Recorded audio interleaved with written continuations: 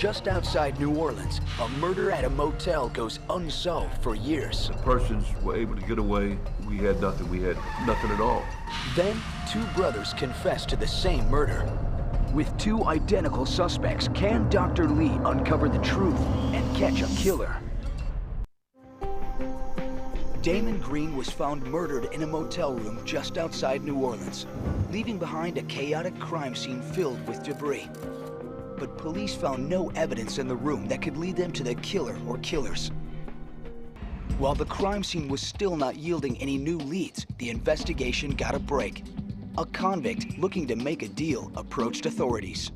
The informant told police that their original suspect, James Rana, was in fact involved in the murder. And the informant added one important detail. James Rana had an accomplice, someone named Neil Thomas. Neil Thomas initially claimed he had nothing to do with Damon Green's murder.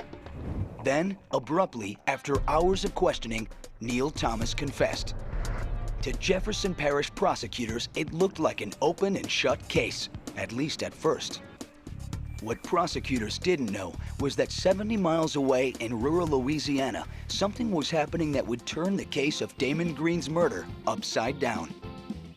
Neil Thomas had rented a trailer out in the country, and after Neil's arrest, his brother Arthur showed up and began telling neighbors a remarkable story. And he said that his brother Neil had been arrested for something that he had done. Weldon Easley told Arthur to go to the police and turn himself in. But Arthur had another idea. He started by barricading himself in the trailer. Arthur had committed suicide and left a taped confession wherein he admitted to committing the murder, but said he committed it alone and he exonerated his brother Neil. And there was one final twist. The other interesting fact that I learned that morning was that Neil and Arthur were identical twins. Identical twins don't have to look exactly alike, but genetically, they're indistinguishable.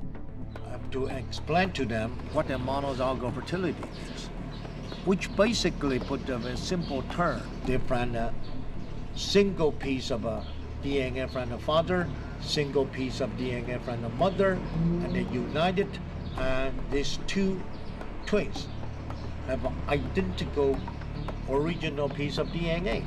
So you cannot genetically tell them apart. No one in Jefferson Parish had ever faced a case like this before.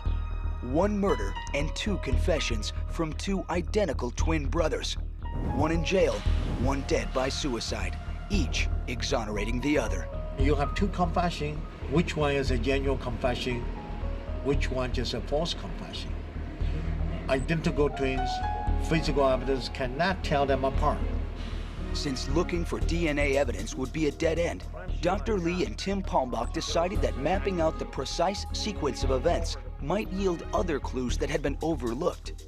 Dr. Lee first established where each bullet casing was found. A shows our location. Next, to determine how many assailants were involved in the murder, Dr. Lee enlisted the aid of a lab assistant to stand in for the victim, Damon Green. They surprise him from the back. That tells us a multiple suspect. Of course, you right away start fighting.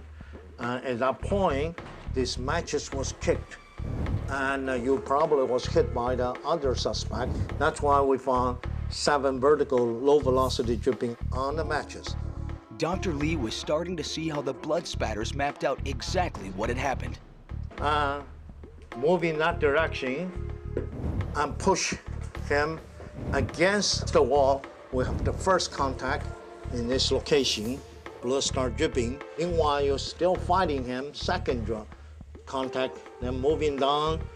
The one suspect probably fires the first shot. Meanwhile, moved on this location. Now, point blank. Dr. Lee noticed other statements that contradicted the physical evidence found at the crime scene. Neil's statement, there are a couple of points off. For example, one shot. For example, just say, shoot a person. Did not mention strangulation. Next, they listened to the tape Arthur made before shooting himself. In his confession, Arthur revealed facts that matched the eyewitnesses' statements.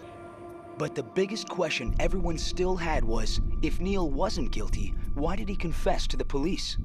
They're so emotionally bound together because genetically they bound together. I don't know why I confessed and said I did it. I guess trying to look out for him, you know, because I could probably get along better in jail than he could. Prosecutors had one more card to play. They approached James Rana, the original suspect, with a deal.